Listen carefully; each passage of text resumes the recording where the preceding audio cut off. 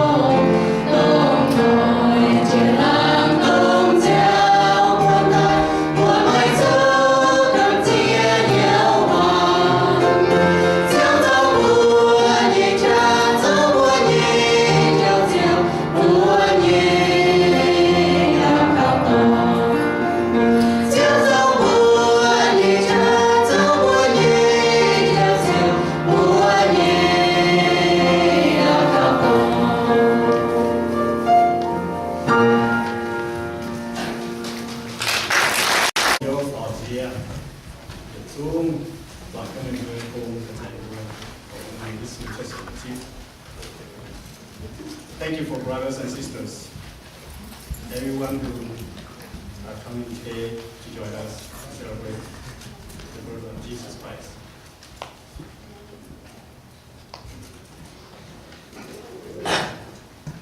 Now, long ago, there ruled a wise and good king in Persia, who loved his people and often dressed in clothes of working men for a beggar, so he could visit the poor men and learn their hardship.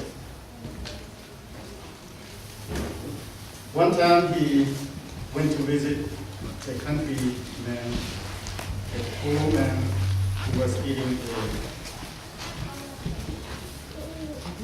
coarse food, which is very bad. And he spoke cheerfully. King, the kinds of words to him, he later visited the poor man again and told him, "I am your king."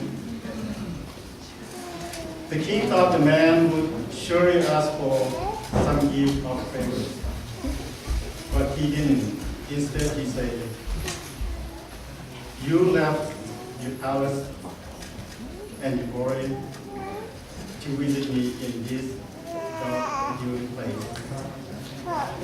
You ate my food, you brought gladness to my heart. To others, to given you rich gift. To me, you've given yourself, just as Psalm 68, 1-2 says. Blessed be the Lord, who daily loads us with benefits, the God of our salvation." God gave us the gift of himself when he sent his Son to this dark, dear place. Can we accept him graciously, thankfully, as the poor man did, or do we take this gift for granted? Let us all celebrate this Christmas season. Let's remember and thank him for the most precious gift to us himself. Katamba Bakapa de Michael Tini, Katamba, even Pastor Congo. 来自于咱地这天空，为这里的这里方是吧？会本来也会这样不起。